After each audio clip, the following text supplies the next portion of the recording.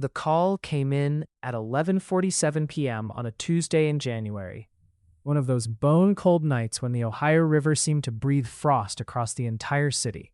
Officer Jimmy Watkins of the Louisville Metro Police Department had been on patrol for 6 hours, surviving on gas station coffee and a half-eaten granola bar. Dispatch reported a noise complaint on Algonquin Parkway. A neighbor had called about crying, not fighting, just crying, coming from the house next door for hours. Jimmy pulled up to a modest brick home with a flickering porch light. He knocked twice. The door opened slowly, and an elderly woman, small-framed, wrapped in a housecoat, peered up at him with red, swollen eyes. Her name was Dorothy Simmons. She was 79 years old, and she had been crying since noon. Her husband of 54 years, Robert, had died that morning, quietly, in his recliner, with the TV still on. Her son lived in Phoenix. Her daughter was unreachable. Her church friends didn't drive at night.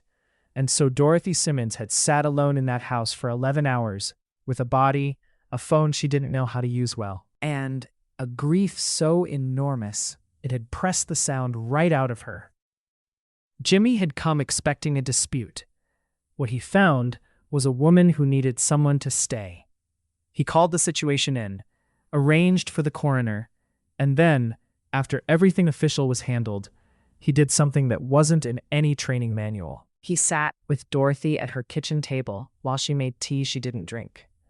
He listened to her talk about Robert, how he had proposed with a ring he'd saved for 2 years to buy, how he always burned the toast but never admitted it, how he danced with her in this very kitchen to Nat King Cole the weekend before he died. Jimmy didn't check his watch. He didn't offer hollow reassurances.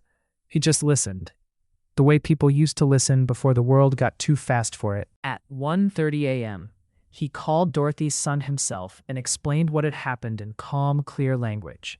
He stayed on the line until he heard the son book a flight. He helped Dorothy find her neighbor's number in an old address book, a woman named Carol, who came over in 15 minutes with a casserole dish and open arms.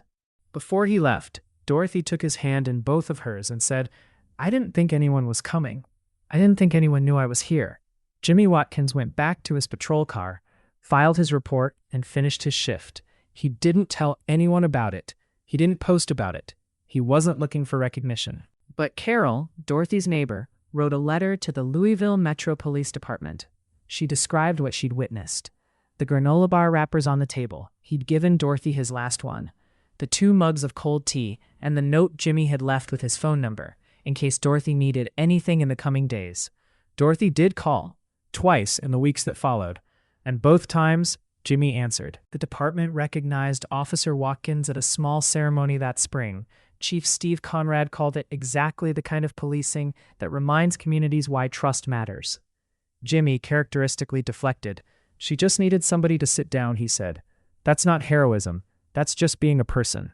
Dorothy Simmons passed away peacefully 14 months later, in February 2021. According to her son, she kept Jimmy's number tucked inside her Bible until the end.